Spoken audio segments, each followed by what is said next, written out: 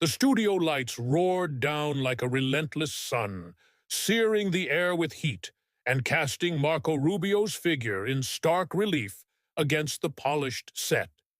He sat, shoulders squared, his dark suit crisp despite the weight of the day, his eyes steady with a fire that hadn't dimmed since he'd stepped into the political arena.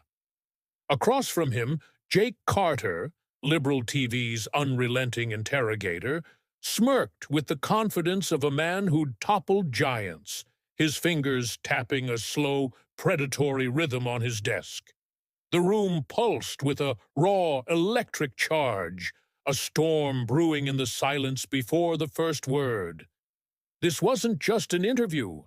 It was a crucible, a clash of wills under the nation's gaze. And as the red on-air light flared to life, Rubio's voice cut through the tension like a blade. "I'm here to make America great again, Jake, and that starts tonight." The audience, a patchwork of skeptics and supporters, sat on edge, their murmurs swallowed by the hum of the studio, cameras whirring, crew whispering, the faint crackle of headsets buzzing with directives. Jake Carter had built his empire here, a stage where senators crumbled and CEOs faltered under his relentless barrage. But Rubio was no stranger to the fight. He'd faced hostile crowds in Miami's humid nights, sparred in Senate chambers, and carried the weight of his parents' immigrant dreams through every battle. Tonight, though, felt heavier, as if the soul of America itself hung in the balance. Jake leaned forward, his voice silk-laced with venom. "Senator Rubio, welcome back to the lion's den," he said, his smirk barely masking the disdain. "Let's dive in.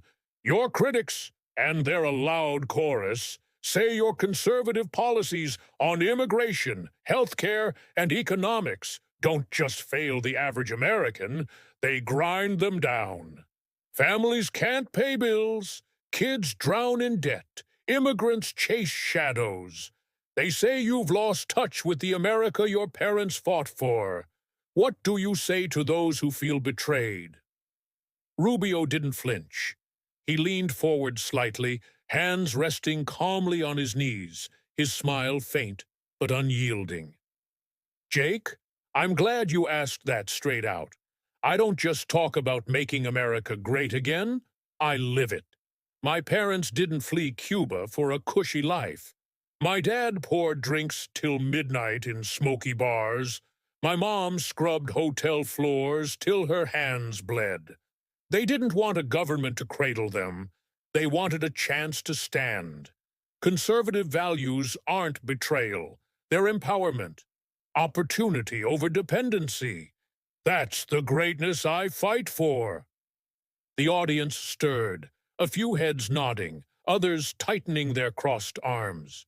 Jake tapped his pen, sharp and deliberate, cutting in. "Opportunity, Senator. Pretty word, but let's get real. Immigration, your party's holy grail.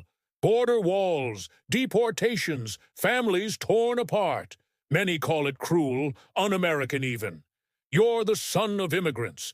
How do you reconcile that with this great America you preach?" Rubio's eyes flickered, not with doubt, but with memory. He took a slow breath, the weight of his parents' journey grounding him. "Jake, my parents didn't dream of chaos. They dreamed of order. They stood in line, followed the law, built a life. Making America great again isn't cruelty, it's fairness. Open borders sound noble, but they flood schools, strain hospitals, leave legal immigrants waiting. True greatness means reform, secure borders, clear rules, a system where hard-working families can chase the dream legally. That's the America they bled for." A ripple of agreement passed through the crowd, tentative claps growing bolder. Jake's smirk faltered, just for a heartbeat, before he pressed on. "Let's shift gears. Healthcare. You fought universal coverage tooth and nail, Senator. Young Americans, millennials, Gen Z, they're begging for it, crushed by medical bills. Aren't you turning your back on the future to cling to this greatness? Rubio leaned back, thoughtful, but firm. Young Americans deserve the truth, Jake, not fairy tales. Universal health care isn't free. It's a tax burden that strangles choice. I've talked to kids in Tampa, hustling through college. They want their doctors, their plans, not a bureaucrat's say-so. Making America great again means freedom, market solutions, competition, lower costs, not government chains. That's the future I'm fighting for. Jake's jaw clenched, his notes rustling as he scrambled to regroup. The audience, though, was shifting, nods spreading, a young man in the third row uncrossing his arms. Jake's voice sharpened. Economics, then. Your party's tax cuts. Big wins for millionaires, crumbs for the rest. How's that making America great for the little guy? Rubio chuckled softly, shaking his head. Jake, that's the tired old spin. Making America great again isn't about millionaires. It's about everyone. Tax cuts spark growth. Small businesses, like the bar my dad worked at, invest, hire, thrive. When the engine runs, wages climb, families breathe easier. My focus is every American keeping more of their sweat. That's greatness, not crumbs. Applause swelled, a wave rolling through the studio. Jake's grip tightened on his papers, his irritation seeping through. Senator, your party loves waving the flag. Patriotism, you call it.